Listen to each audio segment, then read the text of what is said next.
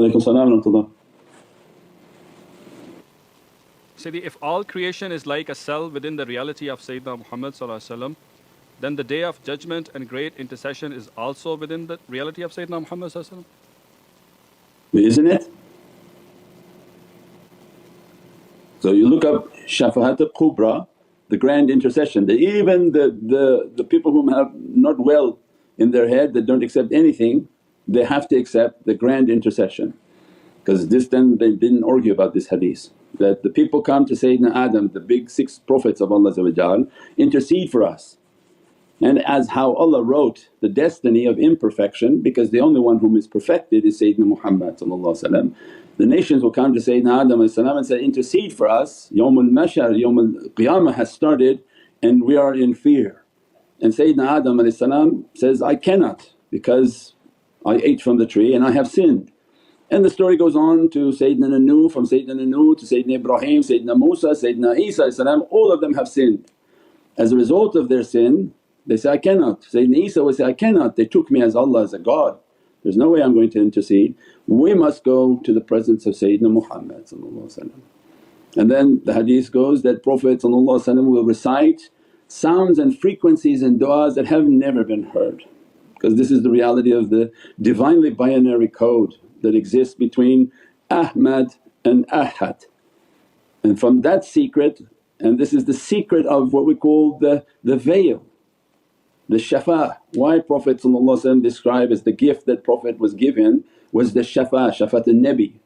People think it's an interceding, like, I will intercede for you, but it's actually he's the owner of the veil between creation and creator. That's what intercession means, that when the Creator is going to judge this creation, the one whom owns this veil that separates creator from creation, this is the greatness of intercession. Because the fire that's coming towards creation for their wrong, the grand intercession is the one through hamd and praise, قُلْ يَا النَّهْرُ كُنِ بَارْدًا وَسَلَامًا, means it will be a coolness from Allah's fire and ghadab and anger because of the recitations of Sayyidina Muhammad asking. As a result it comes towards the people as a coolness, as a breeze. So this is the immensity of the station of the reality of Prophet. This is because that's the physical abode. The physical abode has its event, and the physical master of this abode Sayyidina Muhammad must clean them. Through the recitations, through the light of Prophet must be cleaned. Because why? Because it's all Nur Muhammad and it must go back to his light. Inna lillah wa inna ilayhi raji'un. It doesn't come from Allah and go back to Allah, that's a shareek. But from this lillah it came, and to the ilah goes back.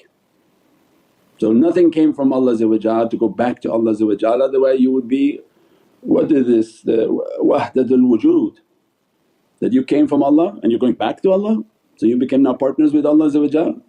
No. So it means that we came from the light of Prophet and we're all going back, Rabbul mu'mineen wa Rabbul kafireen, Rabbul alameen. There's nothing under these lights, there's nothing that isn't owned by Prophet. As a result it must be cleaned. So no doubt Prophet will clean anything of his lights, just as when our body has bacteria. What happens in your body when you become sick?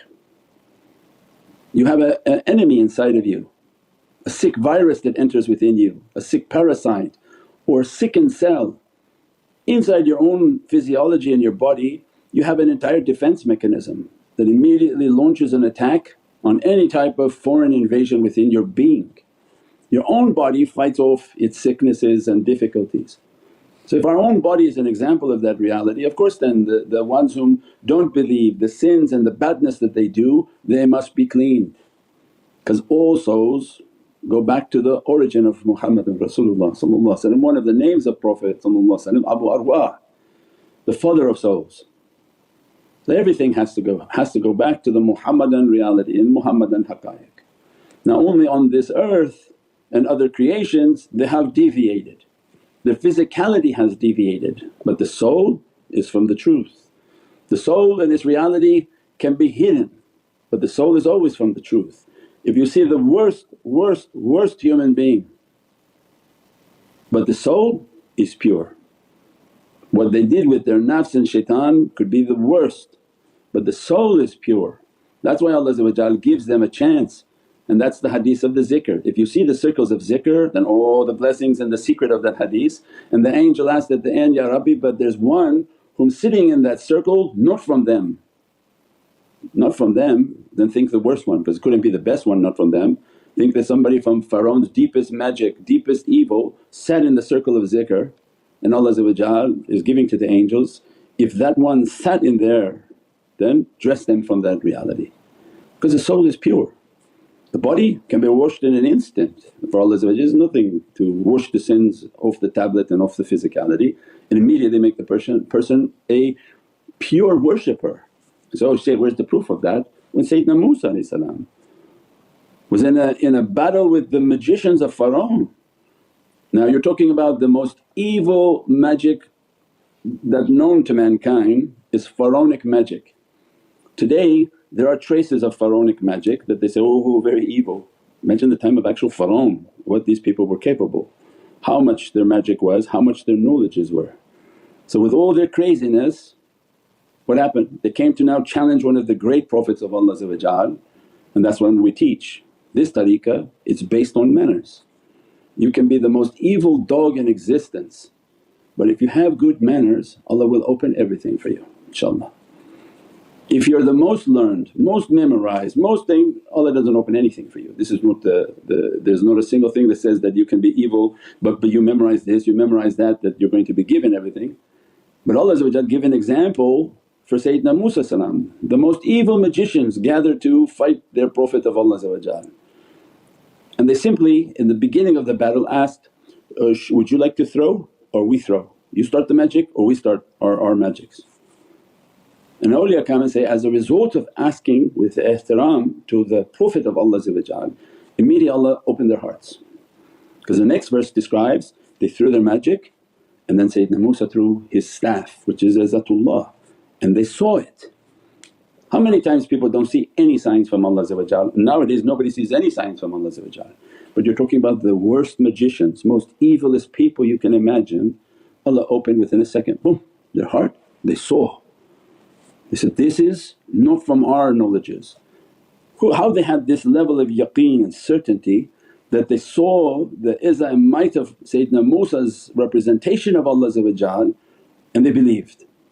And instantly their heart believed, not from them, they were dirty people, but because they had ihtiram and respect, Allah opened everything.